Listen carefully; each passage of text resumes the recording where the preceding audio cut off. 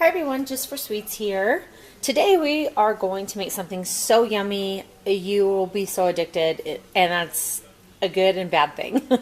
You can take these to a potluck, you can make these for a brunch, or you can just make them just for you and your family. What I am making today is a churro cheese Danish, and these are very easy, and believe it or not, they are made with white bread, so they are very inexpensive to make. So you're gonna love this. So I have a half a loaf of white bread here.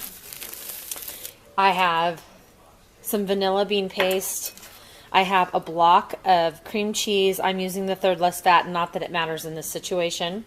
I have a bowl that I've already prepared with 3/4 of a cup of sugar and about a tablespoon and a half of ground cinnamon. I have a bowl to mix these in, and then we have some powdered sugar. So basically, the first thing we're going to do is we are going to take our cream cheese. Oh, one of my children already broke into. Guess what that means? I have to get a new block. I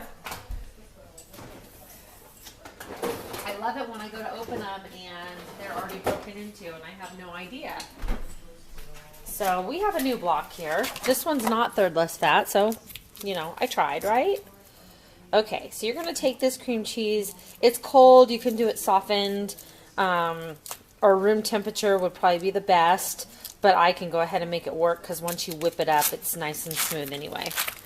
So we're going to go ahead and we're going to take this cream cheese. In the meantime, you want to have your oven at 350 degrees. So let's go ahead and put our cream cheese in the bowl. Then what we're going to do is we are going to take our powdered sugar. Let me get this in front view here. And we are going to take approximately a half a cup of powdered sugar. You don't really want a lot more than that. You don't want it too super sweet because you're going to be rolling these in a cinnamon sugar mixture that I showed you. All right, I'm going to use approximately a half a teaspoon of vanilla bean paste or vanilla extract, either one. So I'm going to go ahead and mix this up, and I'll show you the consistency of it. When we come back, I'll show you how to roll out the bread and get these things going. Now make sure you get that oven set on 350 degrees. Okay, the next step I'm going to show you is how to roll this bread out flat. So basically you're going to need your rolling pin, and you're going to take your bread out one piece at a time. And we are going to, this is great to use too, like if you have some stale bread, not super stale, but good alternative, because one ingredient that I completely forgot about was an entire stick of butter melted that we have to use. So yes, let's just add to that calorie content, but oh so yummy. And then here's our cream cheese mixture. It's all mixed and soft and smooth and ready to go. So this is how we do it. We're going to go ahead, we're going to take our bread, and we're just going to ever so lightly with the rolling pin roll this bread out kind of flat. Now, not so flat that you're going to put holes in it, but you can see how flat that is. Flat enough that we can put that cream cheese mixture on there and roll it. So, literally just take your bread, roll them out. You can do them all at once or do them in sections just in case, you know, you don't want to roll out too many. So I'm going to go ahead and roll out a few of these. I've got my oven preheated and I got my pan ready to go. And we'll just keep rolling, and then we'll come back and we'll fill these up. Okay, I have my bread rolled out and I've got my station ready to go. I've got the, excuse me, the cream cheese mixture, the melted butter, the cinnamon sugar, and my pan right next to it. And I'm just going to go ahead and use one of my frosting spatulas, but you can use a butter knife or whatever. Basically, all you want to do is take that bread. This is how easy it is. Spread that cream cheese yummy mixture as thick as you like or as thin as you like into the center of this bread. Now, another alternative to this is you can go ahead and put like a raspberry preserves or strawberry or boysenberry, or you can get lemon curd and you can mix that in here with it, and you can really just decorate these up. It doesn't have to just be the cheese mixture. I love cheese Danish, so this is my favorite way to do it. So I got a nice, good layer of that. Now remember, you're going to be rolling on top of rolling, so it's going to really come out when you put all the layers together. Sorry, I can't get my words out. Okay, so really all we're doing is we're going to go ahead and we're going to slowly roll this up. And if it breaks a little bit, that's okay. So we have that rolled. The next thing you want to do is you want to, let me get this station better equipped for you. I'm working in a small space right now.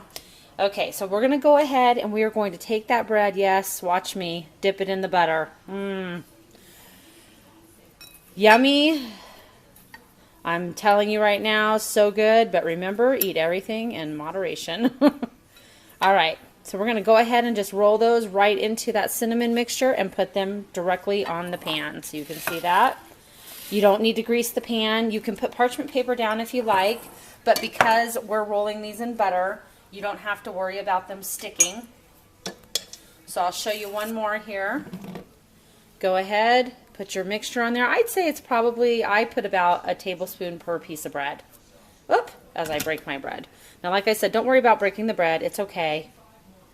They're going to all get rolled up together. And if they break, it just means that we probably rolled one section a little too thin. So just watch how thin you do it. Okay, there we go. Let's get this out of the way again. We're going to go ahead. We are going to slowly, just tightly roll our little breads here. And then get them dipping into the butter. A fast roll in the butter because you don't want too much butter to soak into this. You really just are doing it to get the cinnamon and sugar to stick.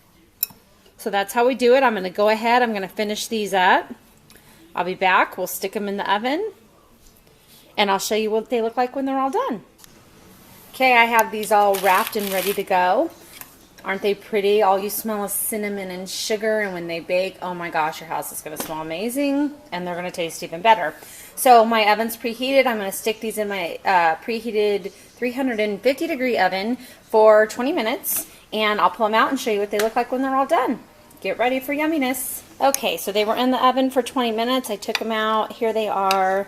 They look delicious. I can't wait to bite into one. All the nice warm cream cheese in there, the cinnamon, the sugar, the butter. So I'm going to cut this one over here in half and show you what it looks like on the inside. And then you can see the rolls of goodness in them. Just open those right up. There it is, yummy and delicious. And we're going to take a bite and try these out. Now you're going to have to let them cool for about 5 minutes or so, maybe 10, because they're really warm when they come out of the oven. See the cream cheese and everything coming out? So good. So delicious. You could keep going on the plate. I unfortunately am only going to be able to eat a half of one of these this morning. But I wanted you to see this recipe. It's so yummy. You've got to try it. So I hope you get a chance to try it. If you have any questions, feel free to comment, and I will get back to those as soon as I can. I'm working on getting new internet right now, so I'm kind of limited on what I can answer. I'd love for you to give me a thumbs up and to share this on your Facebook page. And you can join my Facebook page, Jus4SweetZ, to see the kinds of yummy treats that I make. Or you can go to my group page recipe book, share your recipes, and get everybody else's recipes as well. Until next time, next video, have a wonderful day, everyone, and God bless.